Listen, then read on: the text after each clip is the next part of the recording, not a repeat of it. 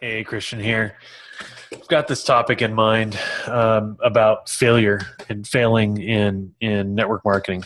Um, why you're going to fail, why you are failing, why I failed for so many years. I failed for 19 years. Ugh, hate, hate this. This is terrible. But I'm making this video because I imagine this. It'll be something like a PSA, basically, for all of my friends. And I have so many friends who are in this home business space, interested in home business and pursuing network marketing and things like that. And the mistake that I think I can say all of us make, all of us, I made for 19 years, that you're almost for sure making in your business, and is going to cost you. It's going to cost you everything. You're going to lose your business. You're going to fail. Here it is.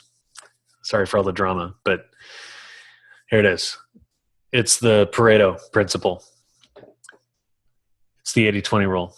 When you build a business full of the 80 percenters, the majority of the population, the non-salesy people, right? When you build a business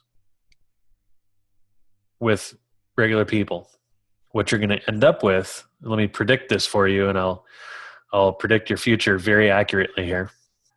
I've done this. I've failed this way at least a dozen times in the last 20 years. So I'm speaking from unfortunate personal experience. But what you'll find is, let's say you do the work to build a team to 1,000 people this year. Okay. You build a team to 1,000 people. Maybe you recruit 40, 50, 60 of those, and you develop some leadership and you build this great team. Very exciting. Probably made, pretty good money on the way. Problem is, the Pareto principle will apply, and it's actually worse than you think. It isn't just 80% of people fail to make money. It's going to be more like 90 plus. I'll be generous for purposes of the illustration here. And let's just say that only 90% of the people in your business fail to make money this year. The big question we fail to ask, in my experience, is then what? That's the big question that we have to ask, preferably before we touch whatever it is we're interested in pursuing. I'm gonna go through some specific examples of my own personal experience in network marketing. I worked with a company years ago. Started with the letter W. They're still in business, so I'm not going to use their name. I'm not going to slam them like this on video directly. You might know after I give you a little more detail here what I'm talking about, but the product was some sort of it came in an eyedropper, and it was supposed to detox you. And it was very expensive. It was about $40 for a little eyedropper, and you're supposed to put a few drops on your tongue. And the product claims were astounding. The science, I use that word loosely, was astounding. And anyway, I dove into that thing. I was so excited. So many people need this product. I got passionate about it. I had people around me, friends, who had amazing results on the product. At least the stories that I was hearing were amazing. What I failed to do was look down the road and go, okay, so what happens when I build a team? Because I will. This is what I do. I'm going to build a big team. So what happens? Let's just say I build that. I can't remember how big I built that. I don't think I made it to 1,000 people in that one. But let's just say I did, to make for round numbers here. Built that team to 1,000 people. People are coming into home business usually because they want to make money, right? So when 900 of the 1,000 of those people that joined me fail to make money, and they're on the hook for this auto ship of, I think it was $160 before tax and shipping, and it was 4 little eyedroppers at $40 a pop.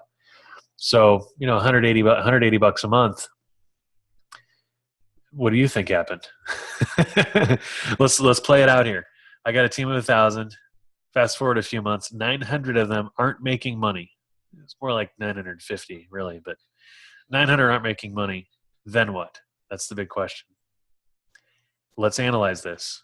So Joe Schmo, cop, teacher, bartender, works at the local hotel, works at the grocery store, whatever it is. These people around us in our lives, these regular people, everyday people, they're on the hook for $180 a month for a product they probably don't fully understand. They maybe not, they don't quite believe in it fully.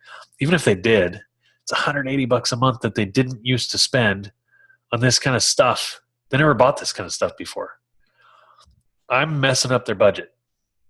I got in their ear, or their recruiter got in their ear, got them all amped up about this temporarily. 3, 6, 9, 12 months down the road, they're going, oh, $180 a month. The balance on my credit card is just doing this. The boxes are probably stacking up. What do you think happens? 900 people aren't making money. I'm going to say that, in my experience, about 750 of those are gone the first year. If you're fortunate, it's only about 750. So you're left with a total business of about 250 people, which isn't going to bring you much money for long, because that is even rotting. Your leaders, your guys that are building with you, it's very discouraging to bring people in the front door only to watch them go out the back door 3, 4, 5 months later. To see that cycle just continue to happen over and over and over again, 90% of the time, it's terrible. And if you've done network marketing for very long, you know exactly what I'm talking about. You've experienced it. It is why you will fail. It is why you will chase your tail and never earn real residual income. We throw around residual, we talk about residual income. For 19 years, I didn't have residual income. You don't either. If you've got this check coming in next month for work you did 3 months ago, talk to me in 6 months. Talk to me in 18 months. And let's compare notes. Do you still have a residual income? I do have some friends that kind of break the mold here. They have this recurring check after 3, 4 years, but the check goes like this over time. So why? Let me cap this off with why. Why does this happen? And is there a way to change this? The company that I work with hasn't managed to dodge these bullets. 900 out of 1,000 or so still fail. But when you ask that question, then what happens? You get a whole different kind of answer, because if the 900 who fail, for the money they're spending, if the value is really compelling, if the value exchange is really good, if they think it's really good, because who cares what I think? Who cares what you think? Who cares what the marketers or the owner of the company thinks? What matters is, what do these consumers think? Because that's what they are. They aren't making money. Best case scenario, they're consuming something. They're on a subscription. They're on an auto ship. They're shopping. They're doing something. They're spending money. Or they're not. And in most MLMs, they're not after 3, 6, 9, 12 months. So I would encourage you to look at your numbers, look at where you are, and look at your group. Is something being consumed? Is there some sort of a subscription or auto ship? If there isn't, you don't have a shot at residual income to begin with. Okay. So if there is the value proposition so compelling for the average person around you in your life that they will never quit? They will never cancel. They will continue to spend money with you and this business. If they will, you've got a winner, and you are the 1 in a million in the home business space. So share this with a friend. If you've got people around you that you know that do network marketing, and you see them chasing their tail and you wonder why they do it. A lot of us, we get emotional. That's what caused me to jump on that roller coaster and stay on there for 19 years. I wish somebody had talked this way with me 20 years ago. I definitely would have made my decisions differently. Would have saved myself a lot of headaches. So be a friend and share.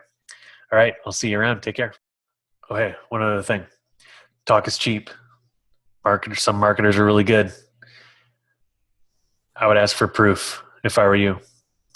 Whatever business you're thinking about doing, or even if you're in a business, track upline and say, hey, you know what? I want to see a downline report. I want to see a business report, whatever they call it, where you are or wherever you're looking, and look at the numbers. What's the retention like? What's the reorder rate like? What's whatever the terms would be where you are. Look at those numbers and look for a big sample size. Businesses of 5, 10, 20, 30,000 or more are going to show you the reality. And you can figure out whether it's an unfortunate reality that you want to avoid or whether it's an exciting reality that you want to embrace. In any case, I love entrepreneurs, love my friends. Wish you all the best. Take care.